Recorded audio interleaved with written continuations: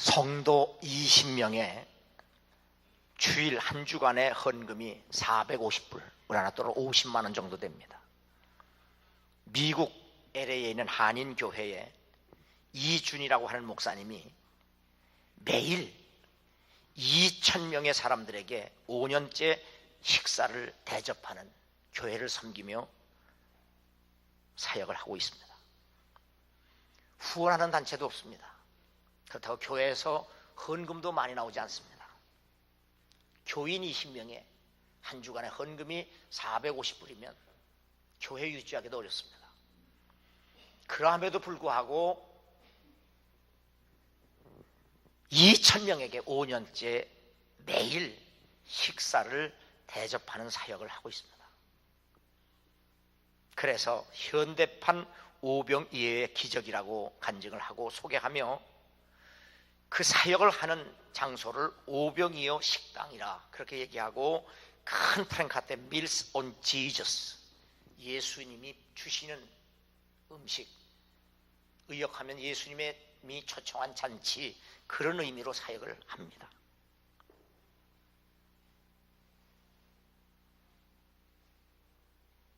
매일 2,000명의 사람들에게 식사를 대접하는, 그것도 자원봉사들이 찾아와서 예약도 없어요. 그냥 그날 자원봉사 찾아와서 2,000명의 음식을 줄 수 있도록 5년째 계속하고 있다고 하는 것은 이해가 안 되죠. 그래서 기적이라고 말합니다. 과연 기적일까? 히브리서 2장 4절에 보면 하나님도 표적들과 기사들과 여러 가지 능력과 및 자기의 뜻을 따라 성령이 나누어 주신 것으로서 그들과 함께 증언하였느니라. 여러분에게 늘 설교할 때마다, 성경 가르칠 때마다 말씀하는 표적과 기적과 능력은 예수께서 육체로 이 땅에 오셨을 때 하나님이 그를 통해서 하신 모든 일이 기적이에요. 육체로 오신 예수 그리스도를 통해서 나타내신 모든 사역, 이 일이 기적과 능력과 표적으로 말합니다. 그런데 모든 성경에 보면 그 성경 말씀 이후에 성령이 나누어 주신 것으로서 라고 되어 있고요, 내가 그리스도 안에서 하나님의 일에 대하여 자랑하는 것이 있거니와 그리스도께서 이방인들을 순종하기 위하여 나를 통하여 역사하신 것 외에는 내가 감히 말하지 아니하노라. 그 일은 말과 행위로 표적과 기사와 능력으로, 성령의 능력으로 이루어졌다라고 바울이 이방인의 사도가 되어서 그 이방인들에게 복음을 증거하면서, 물론 예수께서 베푸신 능력과 기적과 표적을 통해서 복음이 증거되지만 바로 성령께서 나를 통해서, 더 구체적으로 말하면 내가 하는 말과 행위로 통해서 복음을 증거할 수 있다고 하는 사실을 자랑하고 있습니다. 그러면 예수를 통해서 역사하신 기적과 능력과 표적은 어떻게 되어 있느냐? 역사적 사실이죠. 그 예수 그리스도를 통해서 역사하신 그 기적과 능력과 표적은 기록된 말씀인 성경에, 그리고 선포되는 말씀인 설교를 통해서, 그리고 행동화된 말씀 성례를 통해서 여전히 유효하고 여전히 예수와 그리스도가 증거하는 하나님의 계시로, 역사로 지금도 나타나고 있습니다. 그런데 예수 그리스도께서 부활 승천하시고 그 이후에 성령이 임하셔서 사도들을 통해서, 그리고 교회를 통해서 오늘날 지금 2000년 이후까지 우리 그리스도를 통해서 역사하시는 그 역사는 아무리 초자연적인 능력이라고 할지라도 기적이라고 말하지 않습니다. 능력이라고 말하지 않습니다. 표적이라고 말하지 않습니다. 그것이 바로 성령의 나타남, 성령의 은사입니다. 예수가 행하신 기적이든 능력이든 표적이든 목적은 예수가 그리스도라는 사실을 믿게 하는 증언입니다. 은사 또한 마찬가지입니다. 은사도 예수가 그리스도로 증거하는 능력입니다. 목적은 언제나 예수가 그리스도라는 사실을 믿게 하는 데 목적이 있습니다. 그러므로 기적이 강조돼서도 안 되고, 능력이 강조돼서도 안 되고, 표적이 강조돼서도 안 되고, 우리가 나타내는 은사도 자랑해서는 안 됩니다. 다만 그 모든 능력이 다 예수가 행하신 기적이든 표적이든 능력이든 예수가 그리스도로 증거되는데 쓰여지는 수단이 되어야 한다는 사실이에요. 그러므로 내가 아무리 성령이 충만해서 사람이 할 수 없는 일을 했다고 할지라도 내가 했다고 자랑하면 안 되고, 다만 성령께서 나를 통해서 역사하신 그 은혜에 대해서 감사하고 기뻐하고 하나님께 영광을 돌려야 그것이 건강한 그리스도인이요 사역자라는 사실입니다. 그러므로 이준 목사님이 그 가난한 교회에서 2,000명을 섬기는 사역을 하면서 오병이의 식당이란 말이 아니라 밀스 온 지저스라고 써붙인 것을 자랑해야 돼요. 그래서 그 음식을 먹은 사람들이 바로 예수님이 대접한 것처럼 받아들여서 자신들에게 배고플 때 음식을 주신 그 예수가 그리스도로 믿어지는 역사가 성령을 통해서, 실제적으로 이준 목사를 통해서, 그의 말과 행동을 통해서 이루어져야 합니다. 그래서 구제나 선행은 성령의 은사지 우리가 할 수 있는 일이 아니에요.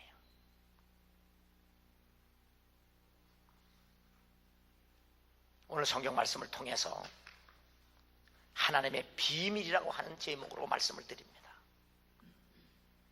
복음서는 4복음서가 있습니다.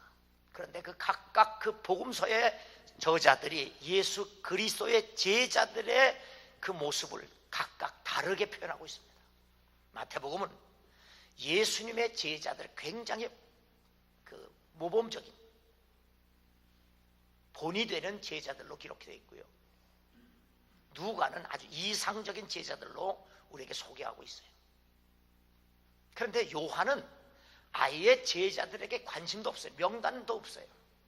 오히려 예수님이 사용하시는 하나님의 사역자들을 보면 사마리아 여자, 그리고 가나마다 현장에서 잡힌 여자, 그리고 어린아이, 지극히 어린아이, 오병의 기적을 베풀 때 보면 어린아이를 통해서도 하나님은 얼마든지 사용하신다는 사실을 우리에게 보여주고요. 예수님의 12제자의 명단은 없어. 왜 그러냐? 복음을 증거하시는 분은 예수님 자신이라는 이야기를 우리 강조하는 거예요.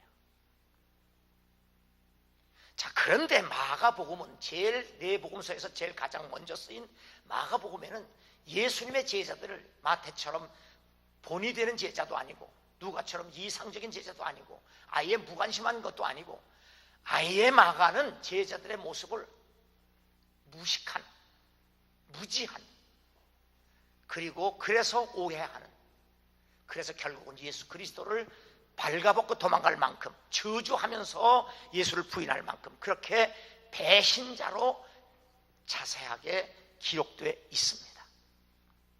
예수님의 제자가 누구죠? 예수님을 대신해서 예수님이 해야 할 일을 대신 해야 할 제자들인데, 마가는 왜 제자들의 모습을 그렇게 무식하고 오해하고 배신하는 제자로 기록해 있는가? 이걸 이해하려면 그 복음서가 어느 때 쓰여졌는가를, 상황과 정황을 잘 알면 이해가 됩니다. 우리가 복음서 기자들이 복음서를 기록할 때 예수님의 뒤를 따라다니며 기록한 게 아니고요, 예수님이 부활 승천하시고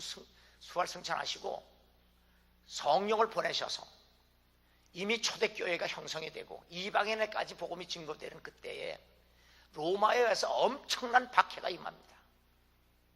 그 결과로 예루살렘 성이 함락될 만큼 엄청난 핍박과 환난을 당할 때 많은 사람들이 믿음을 지키지 못하고 교회를 떠납니다. 그리고 예수를 배신합니다. 왜?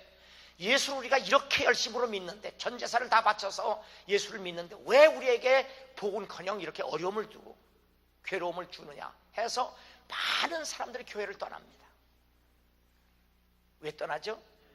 한마디로 예수를 잘 몰라서 떠나는 거예요. 예수를 잘 모르니까 기독교 진리에 대해서 잘 오해하니까 떠나는 거예요.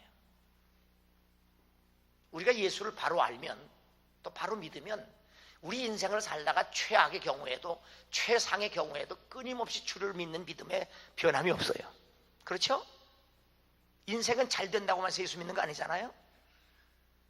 잘못됐다고 해서 못 믿을 것도 없잖아요. 그게 누구예요? 바울과 욥이 우리에게 본을 보여줬잖아요. 최악의 상태에서도 믿음을 지켰고 최상의 상태에서 믿음을 지킨 사람들 아니에요. 그렇죠? 그렇다고 우리가 못할 거 없잖아요.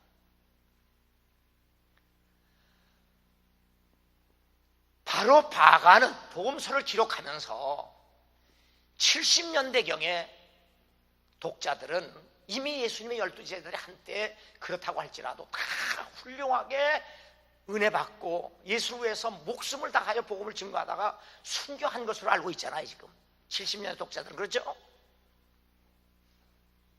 70년대 100년 안에 그리스도인들은 예수님의 제자들 중에 훌륭하지 않은 제자가 없다는 것을 모르는 사람 하나도 없어요.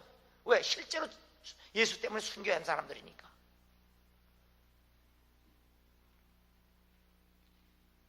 그랬던 사람들도 교회를 떠나요. 그러니까 마가가 예수님의 제자들도 처음에는 너희들처럼 예수님을 잘 모르고 예수님이 아무리 말씀을 해도 이해하지 못하고 오해하고, 그래서 그들도 예수를 저주하면서 빨가벗고 도망갈 만큼 그렇게 더럽고 치사했었다. 그런데 그들이 예수님의 부활을 알고 승천하신 후에 그분이 보낸 거룩한 성령을 주시니까 그 성령 안에서 변화되고 나니까 눈을 뜨고 나서 예수를 바로 알고 그를 믿게 되니까 그들이 결국 목숨을 바쳐가며 예수를 믿고 복음을 전가하면서 배신하지 않겠느냐. 하물며 너희들일까 보냐. 예수님의 제자들도 그랬는데 하물며 너희들일까 보냐. 걱정하지 마라. 다시 돌아와라. 돌아와서 우리 예수 잘 믿고 끝까지 믿음 지키고 사명 감당하다가 우리도 사도들처럼 그렇게 부름받고 그 나라로 가자. 그게 마가복음이에요. 아멘. 그래서 오늘 골로새 2장 2절은 마음의 위안을 받고 사랑 안에서 연합하여 확실한 이해의 모든 풍성함과 하나님의 비밀인 그리스도를 깨닫게 하자라고 하는 말씀이 나온 거예요. 마음의 위안을 받고. 우리가 예수를 모르니까 자꾸 불안한 거예요. 우리가 예수 믿는데 왜 이렇게 복을 못 받지? 왜 예수를 믿는데도 왜 우리가 이렇게 어려움 당하지? 왜 우리가 예수를 믿는데도 왜 이렇게 하나님은 우리에게 어려움과 시련을 주시지? 의심하고 오해하는 것은 주님을 잘 알지 못해서 그래요. 그런데 마가는 초대교인들에게 예수님의 지혜를 예수 모를 때 그렇게 됐는데, 그들이 알고 나니까 이렇게 용감해졌는데, 이런 걸 알게 되니까 마음의 위안을 받죠. 다시 사랑해서 연합하죠. 그래서 예수를 바로 이해하죠. 그러다 보니까 복음, 예수 그리스도, 하나님의 비밀을 알게 되니까 데살로니가 교회도 그렇고 골로새 교회도 또 그렇고 에베소 교회도 그렇고 전혀 흔들리지 아니하고, 마게도냐 교회도 그렇고 그런 어려움 속에서 밥을 굶어가면서도 예수 믿는 믿음을 신실하게 지켜낼 수 있다 그 말이에요. 그날에 그들 중 둘이 예루살렘에서 25일이 되는 엠마오라 하는 마을로 가면서 이 모든 된 일을 서로 이야기하더라. 여기 엠마오로 내려가는 두 제자가 누구죠? 예수님의 12제자 중에 두 사람이에요. 그들이 길을 가면서, 다시 말하면 예루살렘으로부터 자기 시골 마을로 내려가면서, 그러니까 예수님을 배신한 거죠. 둘이서 얘기를 합니다. 구약의 얘기도 하고 신약의 얘기도 하고 예수님이 하신 말씀도 얘기를 합니다. 그때 주님이, 부활하신 주님이 그들 곁에 서서 너희가 길 가면서 서로 주고받은 이야기가 무엇이냐? 그들이 주고받은 이야기가 뭐예요? 성경 얘기예요. 그러면서도 부활하신 주님이 곁에 동행하는데 몰라요. 왜 설교가 선포라고 말씀하는지 아십니까? 많은 목사들이 설교를 하면서도 성경에 이렇게 기록됐다는 겁니다. 자기가 얘기를 못하고 성경이 그렇게 말한다는 거예요. 누가 그랬다는 겁니다. 그랬다고 허둥거려. 이 남의 얘기예요. 사도는 그렇게 말하고, 우리가 보고 듣고 우리가 보고 듣고 만진 것을 어떻게 말하지 않겠습니까? 우리도 예수 그리스도를 믿고 구원을 받은 확신에 거하면 남들이 이렇게 말했다는 겁니다. 아니면 성경이 이렇다고 말하는 겁니다가 아니라 바로 내가 보고 들은 구원의 확신과 체험을 그냥 선포하는 거예요. 그게 믿음이에요. 남의 얘기하는 게 아니에요. 그런데 엠마오로 내려가는 두 제자는 성경 얘기를 하면서도 남의 얘기하잖아요. 왜 그렇죠? 눈이 멀었어요. 예수를 몰라요. 만일 우리의 복음이 가렸으면 망하는 자들에게 가려진 것이라 그 중에 이 세상의 신이 믿지 아니하는 자들의 마음을 혼미케 하여 그리스도 영광의 광채를, 복음의 광채를 비치지 못하게 함이니 그리스도는 하나님의 형상이니라. 믿음이 없는 사람들의 마음을 마귀가 와서 어지럽혀가지고 눈을 가리고 못 보게 한다 그 말이에요.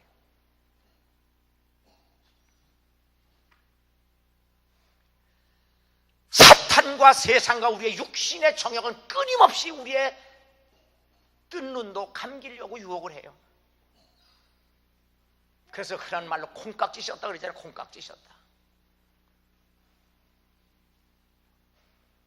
뜬 눈도 감겨요. 뜬 눈도 감겨요. 그래서 사도 베드로는 너희로 우리 주 예수 그리스도를 알기에 게으르지 않고 열매 없는 자가 되지 않게 하려니와 이런 것이 없는 자는 맹인이라. 멀리 보지 못하고 그의 옛죄가 깨끗하게 된 것을 잊었느니라. 베드로는 이런 것이 없으면 소경이라 그렇게 얘기를 해요. 그러면 베드로 후서 1장에서 얘기하는 이런 것이 없으면 소경이라고, 이런 것이 뭐냐? 거기 보면 믿음의 덕의 지식을, 지식의 절제의 인내를, 인내의 경건을, 경건의 형제 우애를, 형제 우애의 사랑을 얘기하고 있어요. 이 믿음, 덕, 지식, 절제, 인내, 경건, 형제 우애의 사랑은 뭘 의미하느냐? 예수를 그리스도로 믿고 성령으로 거듭난 사람들의 인격, 성품을 얘기하는 거예요. 이러한 성품으로 변화되지 아니하면 그것이 소경이라 그 말이에요. 아멘? 더 쉽게 얘기하면 구원받지 못하면 소경이라 그 말이에요. 그럼 구원받은 증거는 뭐냐? 우리의 성품이 변화되어야 돼요.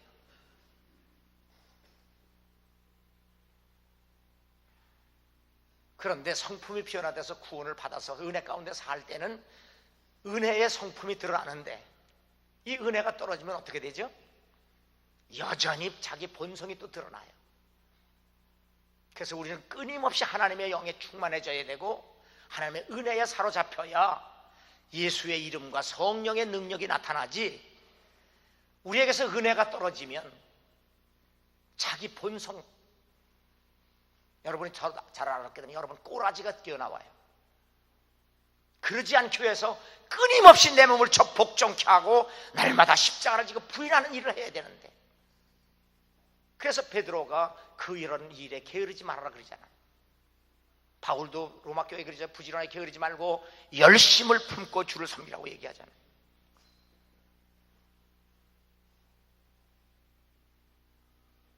그러므로 베드로는 예수를 믿고 죄 사함 받고 성령으로 거듭난 사람이라면 이러한 성품으로 무장되어야 되는데 그렇지 않으면 소경이다라고 하는 말을 자신의 경험을 통해서 얘기하는 거예요.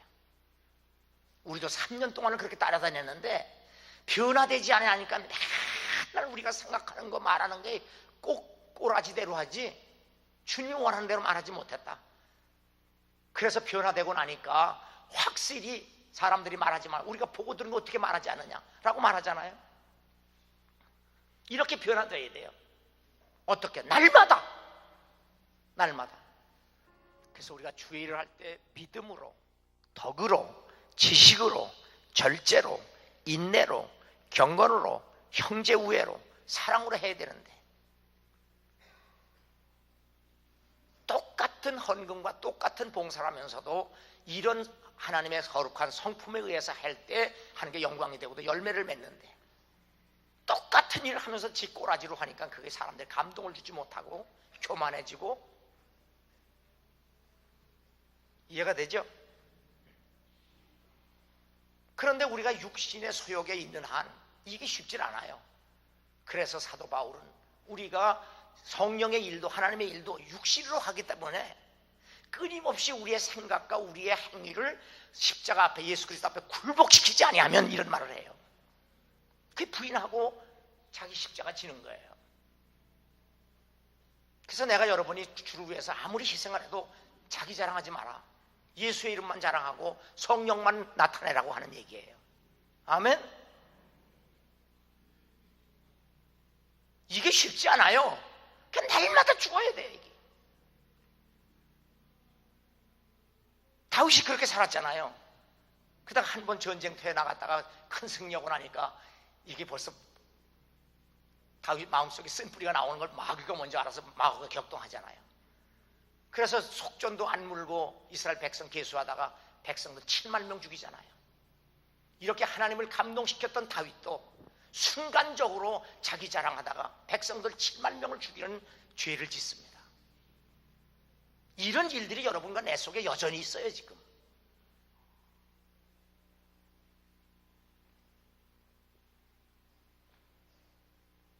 그래서 이 하나님은 이사야 선지자를 통해서 이렇게 말씀합니다. 내가 눈먼 자들의 눈을 밝히며 갇힌 자들을 감옥에서 이끌어내며 흑암에 앉은 자를 감방에서 나오게 하리라. 너희 못 듣는 자들아 들으라. 너희 맹인들아 밝히 보라. 맹인이 누구냐? 내 종이 아니냐? 하나님이 이사야 선지자를 통해서 소경이 누구냐? 내 백성들, 내 종들이 아니냐? 제사장, 선지자, 이스라엘 백성들이 소경이 아니냐? 하나님이 이사야를 통해서 한탄하시는 겁니다. 그러면서 하나님이 이사야를 통해서 내가 새 일을 행하리라. 내가 새 일을 행하리라.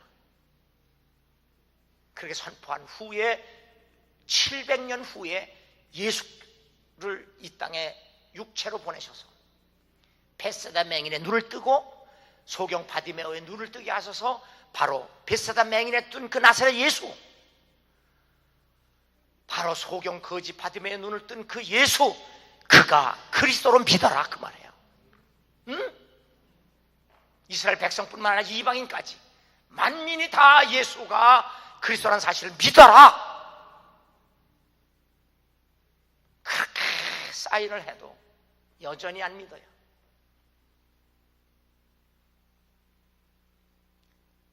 그래서 사도 바울은 에베소 교인들에게 우리가 다 하나님의 아들을 믿는 것과 아는 일에 하나가 되어 온전한 사람을 이루어 그리스도의 장성한 분량이 충만한 데까지 이르리라. 교회가 세운 목적이 뭐냐? 교인들 눈뜨게 해서 장성한 분량의 믿음이 예수님을 바로 알고 바로 믿게 하는 거다 이 말이에요. 이게 교회가 왜 존재하느냐? 왜 목사가 교회에 있어야 하느냐? 예수를 바로 알고 바로 믿게 하는 거다 이 말이에요. 아멘? 따라서 교회와 목사가 존재하는 목적은 예수를 바로 알고 바로 믿게 하는 거다. 아멘. 자, 그러면 디모데후서 3장에 모든 성경은 하나님의 감동으로 된 것으로 교훈과 책망과 바르게 함과 의로 교육하기에 유익하니 이는 하나님의 사람으로 온전하게 하며 모든 선한 일을 행할 능력을 갖추게 합니다. 성경에 기록된 목적도 사람이 온전하게 구원이 돼서 하나님이 기뻐하시는 온전한 뜻대로 살게 하기 위해서 성경이 기록됐다 이 말이에요. 아멘. 다시 따라 성경 기록 목적은 예수를 바로 알고 바로 믿어 구원을 받게 해서 하나님이 기뻐하시는 뜻대로 살게 하는 데 있다. 그게 성경의 기록 목적이고, 그러니까 교회 목적과 성경의 목적이 같죠? 같은 거예요. 목사가 제 얘기하면 안 돼요. 주님, 예수님 얘기해야지. 예수님만 얘기해야 돼요.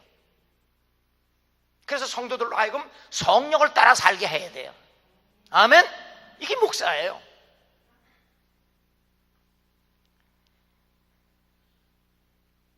바로 이렇게 예수를 바로 알고 바로 믿는 것, 그래서 구원받은 것, 이게 눈뜬 거예요. 아멘? 예수 바로 믿고 바로 살게 한 것, 이게 구원받은 게 눈뜬 거예요. 아멘? 네. 그럼 옆 사람 물어봐. 너 눈 떴냐? 그래 봐요. 이거 확실히 이렇게 맞아야 돼. 난 눈 떴다. 이게 긴가민가 아리까리 하면 안 돼요. 응? 구원은 아리까리 한 게 아니에요. 긴가민가 아니에요. 죽은 후에 천국 가나 안 하나 가봐야 하는 게 아니에요. 지금 여기에서 확실히 하는 거예요.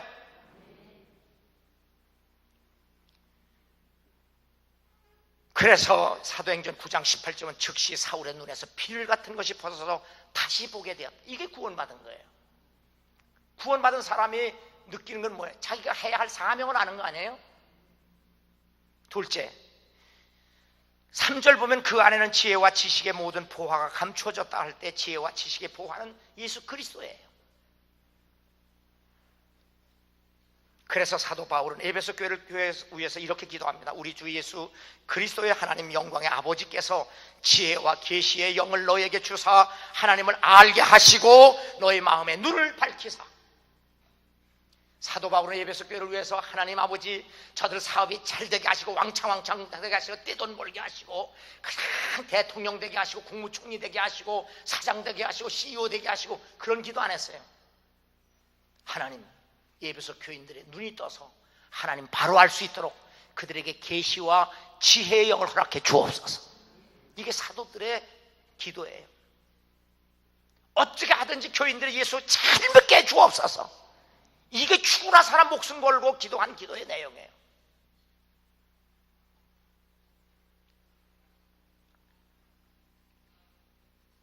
그가 바울은 에베소 교회가 제발 좀 눈 떠서 예수 잘 믿게 해달라 그거예요.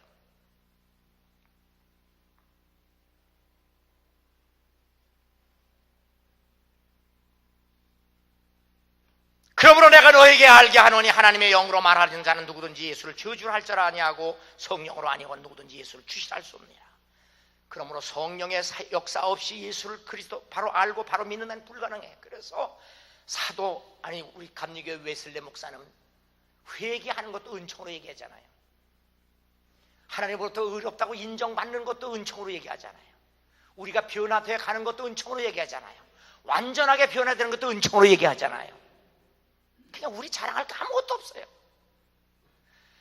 그래서 바울은 나의 나된 것은 하나님의 은혜다고 얘기했고요. 그러면 바울이 아무리 위대해도 바울에게서 하나님의 은혜가 떠나면 아무것도 아니에요. 그런데 현대교회는요, 바울이 버린 지혜와 지식과 바울이 유익하게 여겼던 걸 다시 찾아오는 걸 기적으로 얘기하고 그의 복으로 얘기를 해요. 참 이거 한심한 얘기예요. 나는 예수에게 눈뜨고 복음에게 눈뜰 수 있는 여러분 되기를 주의 이름으로 축원합니다.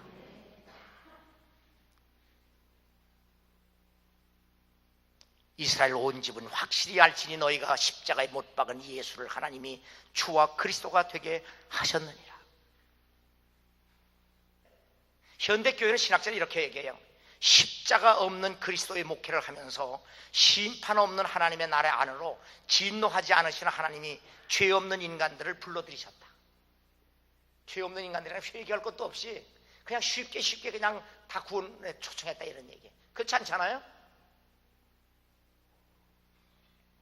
그렇다면 초대교회 사도들과 집사들까지도 예수를 네가 못 박아 죽였는데 하나님이 그를 살리셔서 너희들의 구주가 되게 하셨다 이렇게 설교했잖아요.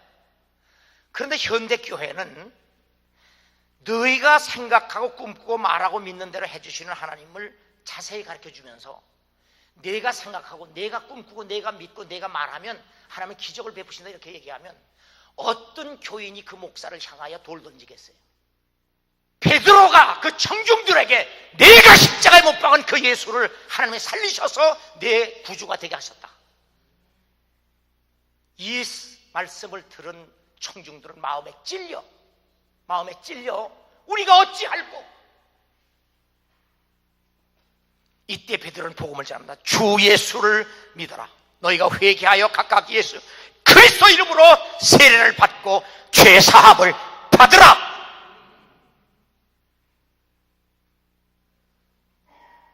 양심의 가책을 받고 죄책감에 어쩔 줄 몰라 하는 사람들에게 적극적 사고방식, 긍정적 사고방식, 꿈과 믿음과 고백과 말을 얘기하는 것이 아니라 회개하고 예수 믿고 세례 받고 죄 사함을 받아 이 패역한 세상에서 구원을 받아.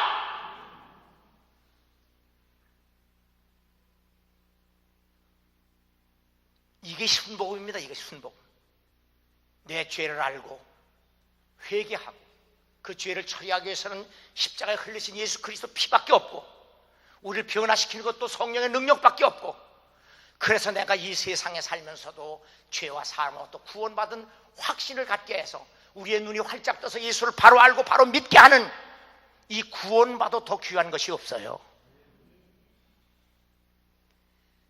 꿈, 생각, 말 이런 걸 통해서 기적만 얘기할 때가 아니에요. 언제 핵폭탄이 이 나라 위에 떨어져서 초토화된다고 할지라도 주 예수를 믿으라. 그리하면 너와 네 집이 구원을 받으리라. 언제 어떻게 죽어도, 행복하게 죽어도, 비참하게 죽어도 예수 믿고 구원 받아야 돼요. 아멘. 사업이 잘 돼도, 사업이 망해도 예수를 구주로 믿고 구원 받아야 돼요. 내 인생이 성공을 했어도, 내 인생이 실패했어도 예수 믿고 구원을 받아야 돼요. 너와 내 자녀가 구원을 받아야 돼요. 구원을 받으면 가난해도 이길 수 있어요. 부해도 타락하지 않을 수 있어요.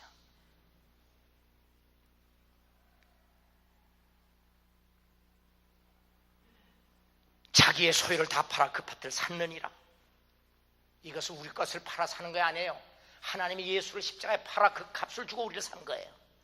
우리의 정체성은 누구예요? 하나님이 당신의 핏값을 주고 산 보화예요. 진주예요. 예수가 진주와 보화인데 그 진주와 보화가 내가 된 거예요. 하나님의 은혜로. 아멘. 이렇게 보화로 변화된 우리들은 사탄의 유혹에 안 넘어갑니다. 내 정체성 진가를 알면 절대로 세상에 안 넘어갑니다. 내 육신의 청각에 무너지지 않습니다. 내 가치는 하나님이 예수를 팔아서 산 값이기 때문입니다. 할렐루야. 그렇게 만들어주신 하나님의 은혜를 박수로 감사하십시다.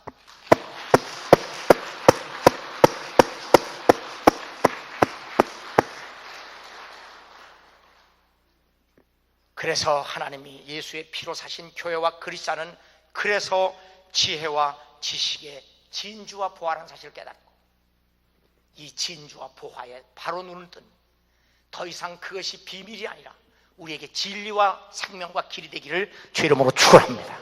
마지막 예수 그리스도를 믿는 믿음입니다. 5절에 보면 내가 육신으로 떠나 있으나 심령으로 너희와 함께 있어 너희가 질서 있게 행함과 그리스도를 믿는 너의 믿음이 굳건한 것을 기쁘게 봅니다. 지금 바울이 감옥에 갇혀 있으면서도 골로새 교인들이 믿음 안에 바로 서서 예수 믿는 믿음으로 끝까지 지키고 있는 것을 기뻐하고 있어요.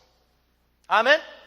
지금 감옥에 갇혀있는 사도가 골로새 교인들이 어려운 형편과 처지 속에서 예수 믿는 믿음을 지키며 살고 있는 것에 있어서 감사하다, 기쁘다 그 말이에요.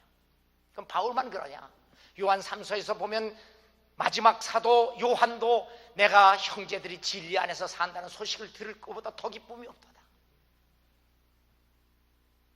사도 바울이 갈라디아 교인들에게 말씀을 배우는 자는 말씀을 가르치는 자 모든 좋은 것을 하라. 여기에서 목사는 교인들에게 돈 봉투 받는 재미에 살고 그리고 교인들은 목사에게 돈 봉투 갖다 주라는 그런 얘기가 아니에요. 아무쪼록 나를 목사로 보면 예수 잘 알고 잘 믿어서 하나님을 기쁘게 하는 여러분 되기를 주의 이름으로 축원합니다. 바로 골로새 교회가 그렇게 사니까 바울이 감옥에 앉아서 기뻐하는 거예요. 사도행전 3장 16절은 그 이름을 믿음으로 그 이름이 너희가 보고 아는 이 사람을 성하게 하였나니 예수로 말미암아 난 믿음이 너희 모든 사람 앞에서 같이 완전히 낫게 하였느니라. 그 이름을 믿음으로 by faith in the name of Jesus. 성하게라고 하는 made strong, 병이 없다 이 말이에요. 완전히 낫게 complete healing, 완전히 낫게 됐다고 하는 것, 죄에서 구원받았다는 얘기예요. 성전 미문에 앉은 베가 매일 구걸 하다가 베드로가 통해서 역사하는 그 은사에 의해서 그가 일어났죠. 현장에서 베드로가 은사를 통해서 고침받는 것을 누로 목격한 사람들이 다 그가 능력에 의해서 일어나는 것을 부인할 길이 없어요. 그래서 그 사람이 완전히 낫게 했다는 말은 앉은 베가 일어나서 병 고쳤다는 얘기가 아니고요, 그가 하나님의 은혜 가운데 구원받았다는 얘기예요. 그래서 웨슬리는 병 고치는 설교를 하지 않고 죄를, 질병에, 구원을 치유에 비유하면서 God's method of healing a soul which is the disease. 구원은 곧 병든 영혼을 치유하는 하나님의 방법이라 그랬어요. 그래서 그래서 웨슬리는 그렇게 성령의 충만한 가운데 능력을 받고도 그냥 육신의 병 고치는 일을 안 하고 건강하게 살려면 좋은 물 먹어라, 좋은 공기 쐬어라, 운동해라, 밥 조금씩 먹어, 그리고 새벽기도 반드시 하고 언제나 말씀 안에 살아라. 그래서 무슨 피곤하다, 병들었다 그러고선 기도 안 하면, 웨슬리는 내가 88세까지 새벽기도 인도하는데 위로하지 않아서 야단쳤어요. 그래서 내쫓을 뻔했어요.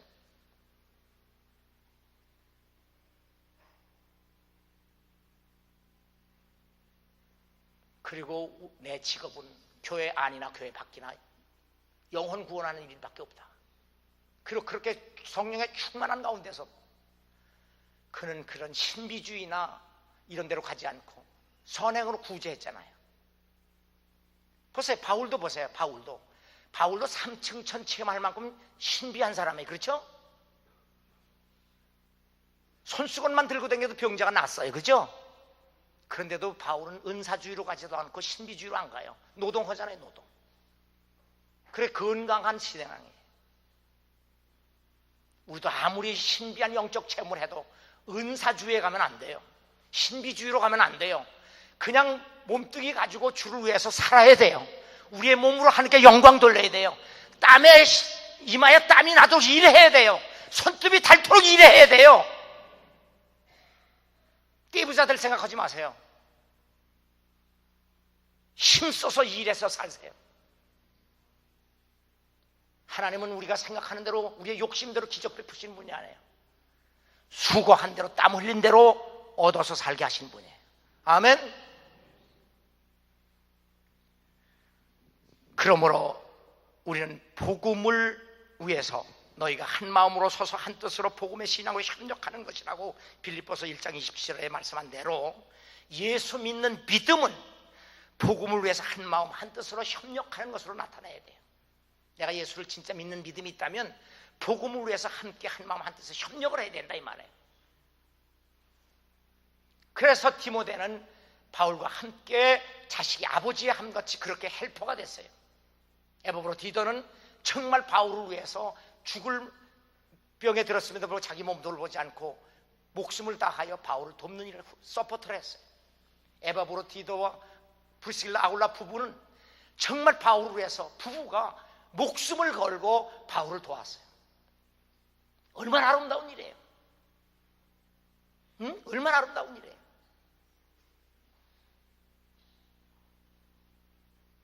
크리스찬에게 예수 그리스도의 복음은 더 이상 하나님의 비밀이 아니기 때문에 하나님의 비밀 곧 복음은 우리에게 영생에 이른 길과 진리와 생명으로 내가 보고 듣고 말하지 아니할 수 없어야 된다 이 말이에요.